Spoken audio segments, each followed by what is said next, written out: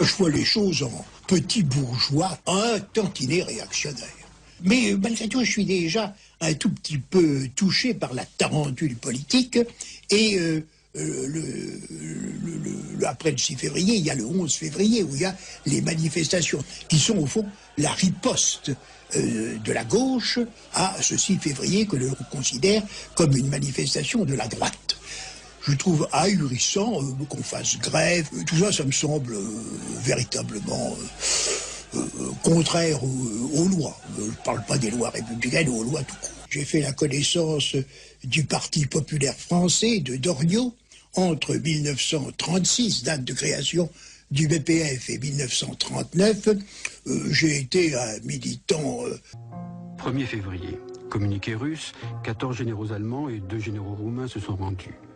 Radio Journal de France, les bolcheviks n'ont remporté aucun succès. Quelques trains déraillent. Création de la milice française. Ces SS de Laval seront-ils ou non dangereux?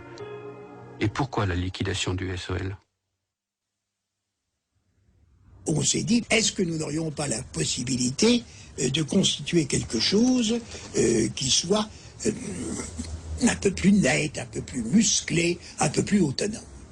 Et de fil en aiguille, on est arrivé à concevoir la milice française.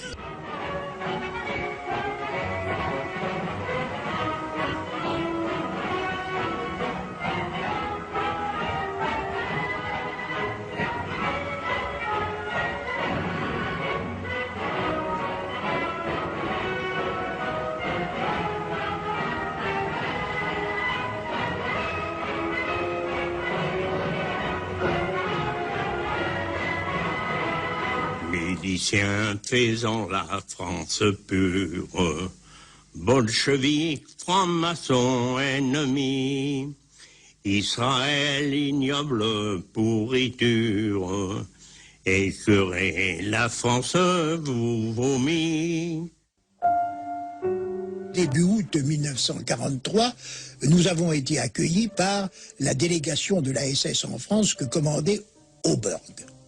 La conversation, elle est sur le point de s'étendre quand un de ces personnages fait valoir qu'il pourrait y avoir un donnant-donnant, que éventuellement on pourrait peut-être être plus conciliant, à une condition enfin, suggérée, c'est que certains des amis de M. Darnan prissent engagement dans la Waffen-SS, par exemple.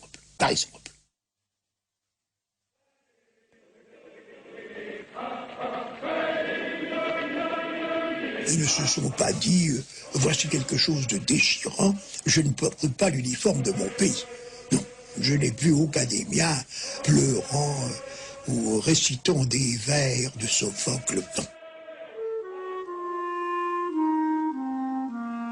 Très loyalement, ça n'était pas un propos qui revenait d'une manière régulière que de parler des Juifs. C'était un sujet qu'à vrai dire, je n'ai jamais entendu traiter tant à la milice que plus tard dans la SS. C'était des sujets qui...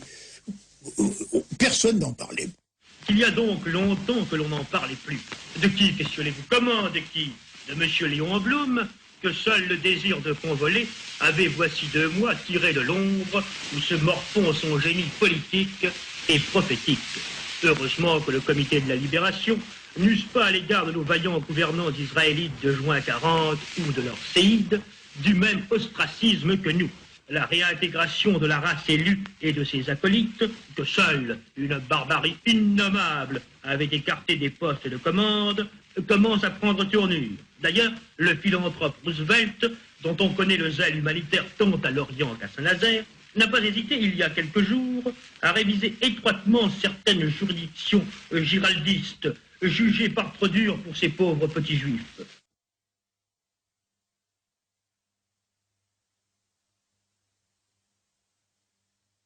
Je considère que ça a été un acte indigne à mon endroit.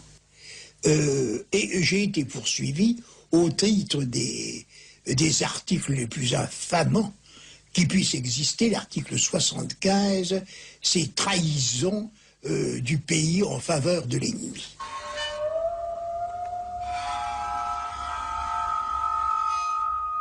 On m'a mis en prison, fumant au camp du Struthof, que je l'avoue honnêtement, je ne connaissais pas. Je dois vous dire que ce camp d'extermination était un camp qui vous laissait tout de même un peu estomaqué. Il y avait des salles de douche, comme il n'y en avait pas dans la plupart des lycées français.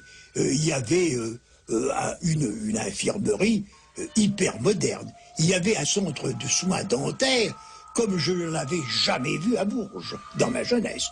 Alors, ce camp d'extermination semblait prendre un soin des gens qui y venaient, qui me semble un peu contradictoire avec ce qu'on m'a raconté.